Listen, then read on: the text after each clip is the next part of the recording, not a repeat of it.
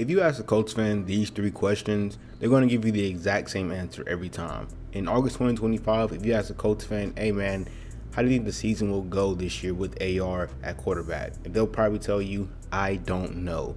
Mainly because AR, he really hasn't shown that he can play a full season. He quits on a team, and is he a improved passer from 2024?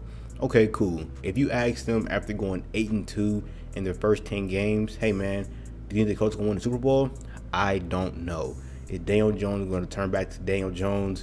Can we beat the Chiefs? Can we beat the Steelers? Can we beat the Broncos in the playoffs? And even now, if you ask them, hey man, like how do you feel about the Colts right now? Man, I really don't know, because we're in a weird situation, and that's the thing about the Colts.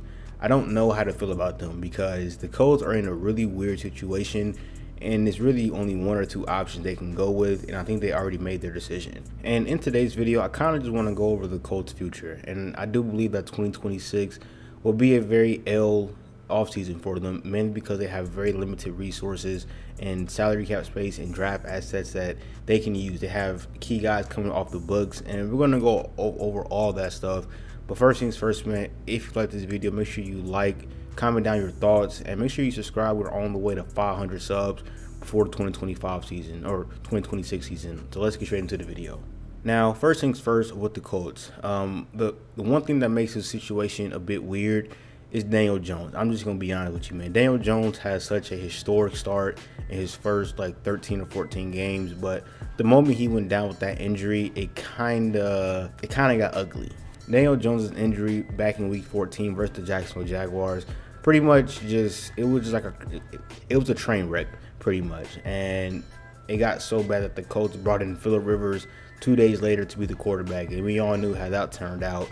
It was pretty much just a comedy show since then. And I guess for me, it's one or two questions, or I got two questions. Number one, will he be the same after he comes back from this injury? And I'm not saying him. I really mean, will the Colts offense be the same if he comes back from his injury 100% healthy? Because what they did, it was such a magical run.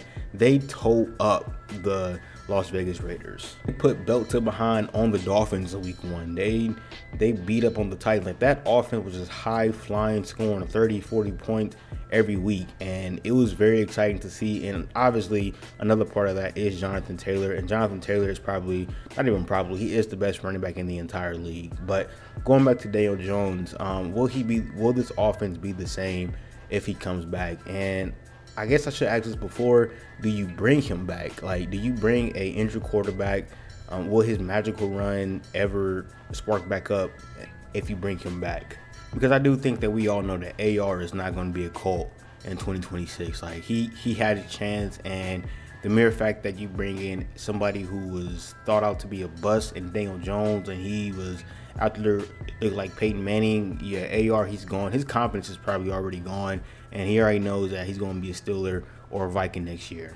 But moving on, Jonathan Taylor and really a lot more pieces, they're not getting any younger. Jonathan Taylor, Michael Pittman, DeForest Buckner, Grover Stewart, and a couple other guys, Kenny Moore, these guys are not getting any younger. A few of these guys are already over 30, and most of them are about to be 30. And once you hit that 30 mark, like, it is at any given point, you can just hit a wall and you can't recover from it. And so basically what I'm trying to say is that their window of opportunity is closing very, very fast. And so that leads me to ask you, do the Colts blow it up? Do they sell all their valuable players, players with value that can get you a second or third round, or hell, a first round pick? Or do they go all in? Do they try and find somebody who can be the Daniel Jones 2.0 until Daniel Jones return? Or if Daniel Jones can return, do you still rock with him as a quarterback? And I'm sure Chris Ballard is beating himself up every day, mainly because they traded their first round pick for Sauce Gardner, and that pick is, I believe, number 14 or 15, and you don't have a first round pick, and you start drafting guys at number 47, and you have a 47, 78, and 113 pick. So 3 picks in the top 150, and it can be very hard to find generational talent or a very good young piece who can help you win in the second round. but it is possible. Let me not make no mistakes. It is possible to find a really good player in the second round that can help you win today. Now, going into free agency, I like a guy like John Franklin Myers from the Denver Broncos. Now, yes, he's not a young piece. He is around the same age as Buckner and Stewart, but he is a very valuable production player in that defensive line, interior defensive line that can help you out overall. And if you want to, you could bring in Kevin Byard from the Chicago Bears, because like I said in my previous video, I don't think the Bears are going to pay a 32, 33-year-old safety to come back to their roster. Now, I should have talked about this first, but then retaining some players like a Alec Pierce, Kwity Paye, and a Nick Cross. I'm hoping that Alec Pierce does stay on the roster. I do like him a lot. Alec Pierce is a really good deep threat, really good 50-ball receiver. But if he does depart from the Colts, that's going to be a player that's going to be hard to fulfill. Mike Evans, I'm not saying he can come play that role, but if he's available, go and take him. But overall, man, for the Indianapolis Colts, it is a big question mark also regarding the front office and the head coach. I am not a big fan of Shane Steichen or Chris Ballard.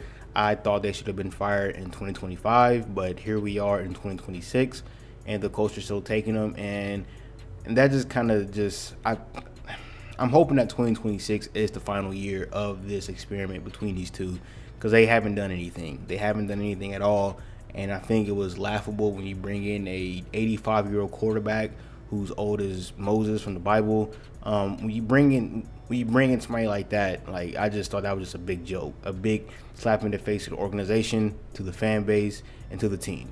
But overall, those are my thoughts on the Indianapolis Colts. Just a big question mark, just a big I don't know what's next for them, and I'm hoping that they can bounce back and kind of have that spark from early 2025 going into 2026, because it was fun watching it. And if you don't know, I'm from Indianapolis myself, and just to see everybody talk about the Colts and seeing the excitement was really cool, and I think IU winning the national championship in college football kind of forgave the Colts for their historic disaster. But man, these are my thoughts. Make sure you guys like, comment, subscribe, and we are out, man. Peace.